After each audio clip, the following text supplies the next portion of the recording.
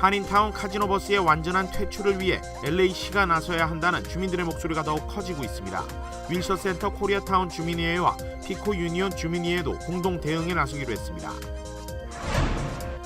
위안부의 날과 결의안 통과 7주년을 기념하는 전국 릴레이 행사가 계속되는 가운데 일본의 역사 왜곡을 예술로 꾸짖는 문화 공연과 전시회가 기획돼 한인들의 주목을 받고 있습니다. 최근 국경을 넘는 중남미계 불법 이민자들이 속출하면서 텍사스 주정부가 주 방위군 1000여 명을 배치하겠다는 강경책을 선언했습니다. 주정부와 공화당 그리고 백악관 사이에 책임 공방이 커지고 있습니다.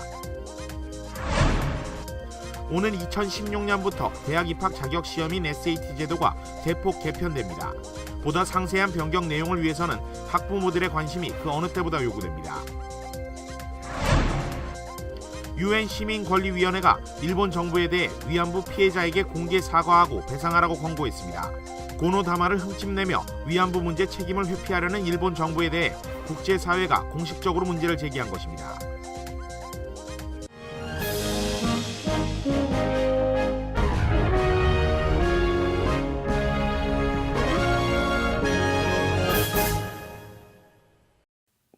여러분 안녕하십니까? 7월 24일 목요일 KBS 아메리카 뉴스입니다. 지난주 한인타운 대로를 점거하고 호객 행위를 벌이는 카지노 버스 실태를 보도해드렸는데요. 한인타운의 건전한 환경을 해치는 카지노 버스의 퇴출을 위해서 LA시가 나서야 한다는 주민들의 목소리가 커지고 있습니다. 윤범수 기자가 보도합니다. 오늘도 카지노 버스들은 어김없이 한인타운에 들어왔습니다. 주거 지역에는 대형 버스 정차가 허용되지 않는다는 팻말이 무색할 정도입니다. 주민들의 반감도 만만치 않습니다. 버스가 정차하고 떠난 길은 쓰레기로 뒤덮이는 등 환경 미화 문제도 제기됐습니다. 마치 카지노를 갖다 이동 카지노를 차린 듯한 그런 현상이 생기기 때문에 보기가 참 추하죠.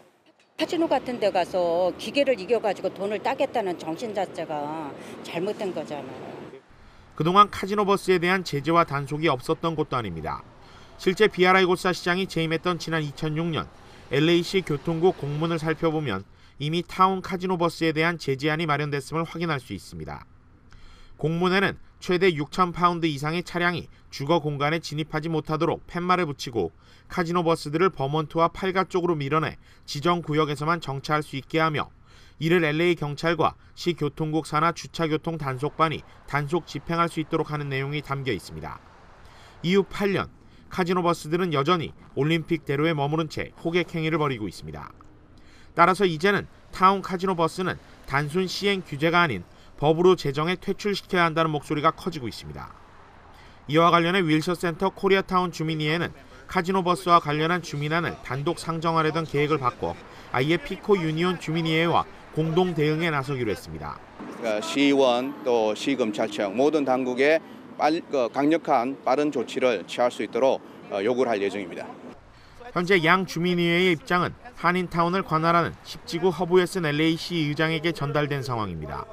주민의회 측은 시의장 수석 보좌관으로부터 주민의회 안건이 통과되고 다음 주 시의회가 재개되면 카지노 버스에 대한 안을 정식으로 심의할 것이라는 언지를 받았다고 밝혔습니다. 타운 카지노 버스를 완전히 퇴출시켜야 한다는 주민들의 목소리가 커지고 있는 가운데 이를 실현하기 위해선 사실상 시 조례안 수준의 강력한 조치가 불가피할 것으로 보입니다. KBS 뉴스 윤범수입니다. 위안부의 날과 결의안 통과 7주년을 기념하는 전국 릴레이 행사가 계속되고 있는데요. 일본의 역사 왜곡을 예술로 꾸짖는 문화 공연과 전시회가 기획돼서 한인들의 주목을 받고 있습니다. 노승욱 기자가 취재했습니다. 흰 저고리와 검정 치마를 입은 소녀가 쓰러져 있습니다. 그 뒤에는 총칼에 묶여있는 일본의 전범기가 선명하게 보입니다. 노란 나비떼가 소녀의 아픔을 위로하듯 주위를 맴돕니다. 아직 끝나지 않은 위안부의 고통을 날개짓에 담아 날아갑니다.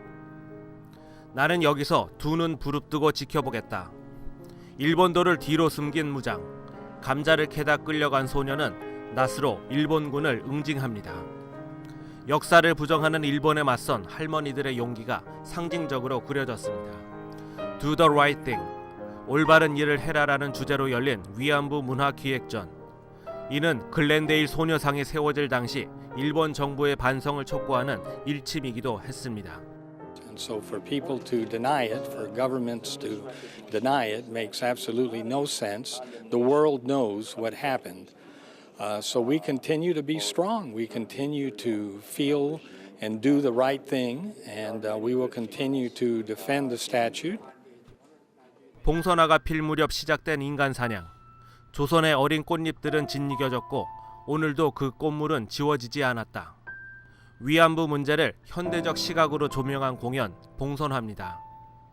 문학적으로 탄탄한 구성 위에 배우들은 하나가 돼 무대 언어를 강하게 전달합니다. 위안부였던 할머니와 아들 그리고 손녀의 이야기를 통해 위안부 문제는 과거가 아니라 현재라는 것을 보여줍니다. 2차 대전 때 무슨 일이 있었고 우리 민족이 어떻게 당했고 또 현재까지 또 그게 이어지잖아요. 정치적으로 이어지고 아직까지도 그거를 반성커녕 오히려 더 그걸 또 정치 목적으로 이용하기 때문에 저희 문화인들이 그런 작품을 통해서라도 그런 부분을 좀 알려야 되는 게 좀 소명일 것 같아요.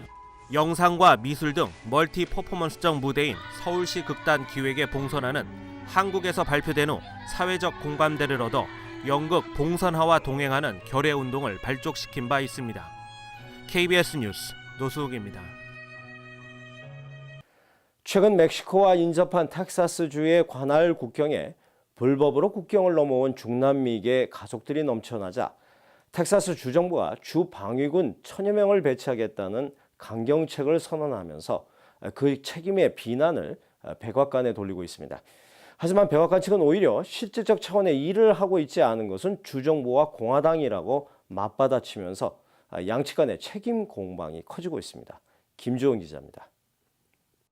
텍사스 주 정부가 국경 부근에서 체포된 불법 이민자들의 보호 기간을 대폭 줄이는 한편 1000여 명의 주 방위군을 배치하겠다고 발표했습니다. 전염병 방지책도 필요하다며 연방 정부가 국경 보호에 실패하고 있다고 주장합니다. And defending and securing this country's border is one of those. Yes, sir. And we're failing. Yep. My message to President Obama is to secure this border, Mr. President.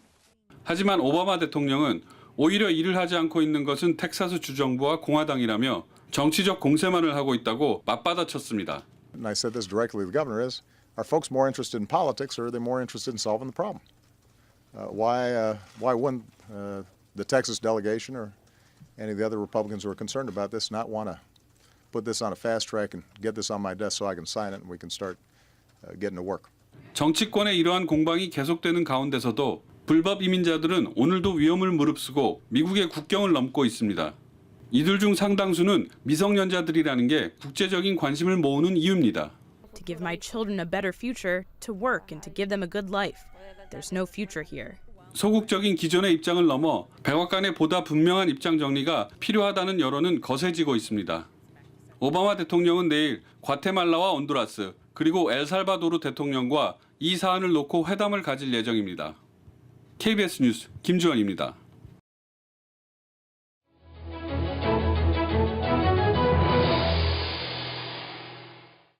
오는 2016년부터 미국 고등학생들의 대학 입학 자격 시험인 SAT 제도가 대폭 개편됩니다. 보다 상세한 변경 내용을 알기 위해선 학부모들의 관심이 그 어느 때보다 요구됩니다. 뉴욕 김일강 통신원입니다. 뉴저지에 있는 한 입시학원. 무더운 날씨에도 강의를 듣는 학생들의 표정이 그 어느 때보다 진지합니다. 오는 2016년도부터는 SAT 제도가 크게 개편되기 때문입니다. SAT를 주관하고 있는 칼리지 보드는 모두 7가지의 변경 사항을 발표했습니다. 먼저 에세이 과목이 선택 사항으로 바뀌고 이로 인해 총점 또한 2,400점에서 1,600점으로 하향 조정됩니다.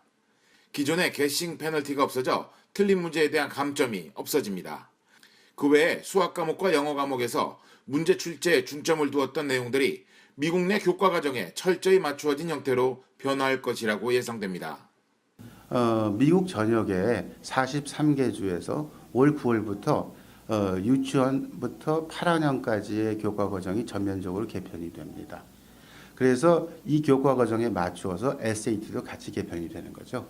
학생들은 이런 변화에 촉각을 곤두세우고 있지만 그럴수록 기본기가 중요하다는 이야기를 많이 듣는 듯합니다.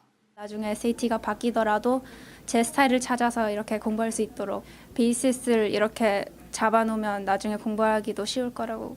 새롭게 발표된 SAT 시험제도, 학교 방문과 교사 상담 등을 통해 보다 상세한 내용 숙지가 필요한 때입니다. 지금까지 뉴욕에서 김미강입니다.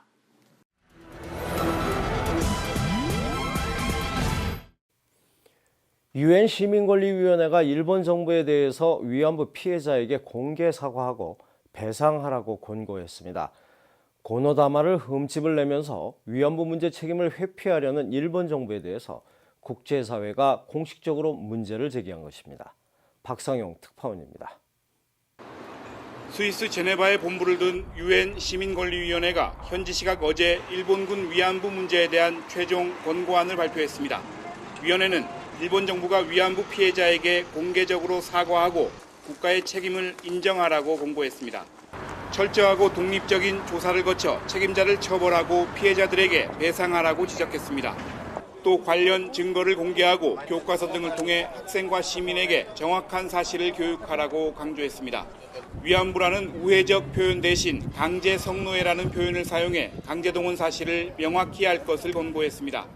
위원회는 특히 피해자들의 명예를 훼손하거나 사실을 부인하려는 어떠한 시도도 규탄받아야 한다고 강조했습니다. 최근 일본 정부가 고노다마를 흠집내며 책임을 회피하는 데 대해 정면으로 문제 제기를 한 것입니다. 이에 따라 국제사회가 이번 권고안을 통해 법적 책임이 일본 정부에 있다는 점을 분명히 한 것으로 평가받고 있습니다. 파리에서 KBS 뉴스 박상용입니다. 호주에서 한국인들이 탄 소형 버스가 언덕 아래로 추락했습니다. 한 명이 숨지고 6명이 크게 다쳤는데요. 부상자 가운데 한 명은 생명이 위험한 상태입니다. 강푸른 기자가 보도합니다. 지붕이 구겨지고 앞유리가 내려앉은 소형 버스. 긴급 구조 작업이 벌어집니다. 놀란 승객들은 도로가에 주저앉았습니다. 한국인 7명이 탄 소형 관광버스가 언덕 아래 20m가량을 굴러 떨어졌습니다. 40대 여성 1명이 현장에서 숨졌고 운전기사와 승객 등 6명이 다쳤습니다. 부상자 가운데 10대 남성 1명은 생명이 위험한 상태로 전해졌습니다. 사고가 난 곳은 평소 관광객이 많이 찾는 호주의 해안길 명소 그레이트 오션 로드입니다. 주 호주 한국 대사관 측은 현장에 직원을 보내 부상자 상태와 사고 경위를 파악하고 있습니다.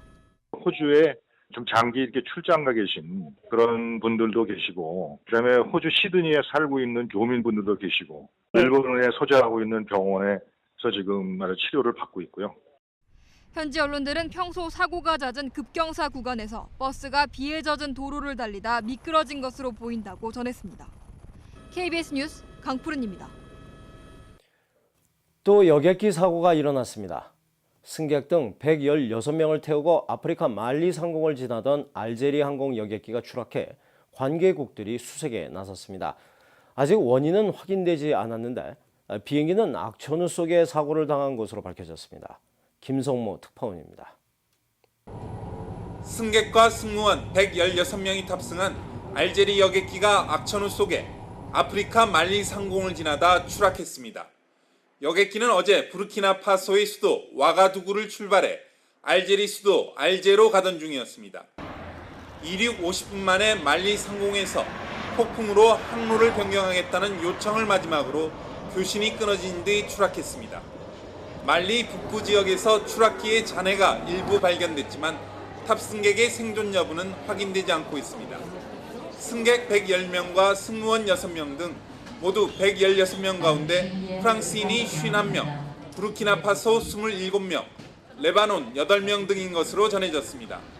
현재 전투기 2대를 급파한 프랑스와 알제리, 말리 등이 사고기를 찾는 수색을 벌이고 있습니다. 사고기는 옛 맥도널드 더글러스 항공이 제작한 MD-83으로 사고가 잦은 기종으로 알려졌습니다. 그러나 프랑스 항공 당국의 한 관계자는 사고 이틀 전 이 비행기를 점검한 결과 문제점이 없었다고 말했습니다. 이번 사고를 빼고도 올해 전 세계에서 민간 항공기 사고로 644명이 숨지며 지난 10년간 평균보다 71% 많은 것으로 집계됐습니다. 파리에서 KBS 뉴스 김성모입니다.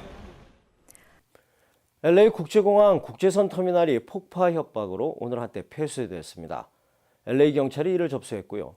경찰은 곧바로 국제선 터미널을 폐쇄하고 폭발물 탐색에 나섰는데 1시간여 동안 터미널을 정밀 수색했지만 의심스러운 물건이라든가 또 폭발물은 나오지 않았다고 합니다. KBS 아메리칸 뉴스 여기서 마칩니다. 시청해 주신 여러분 고맙습니다.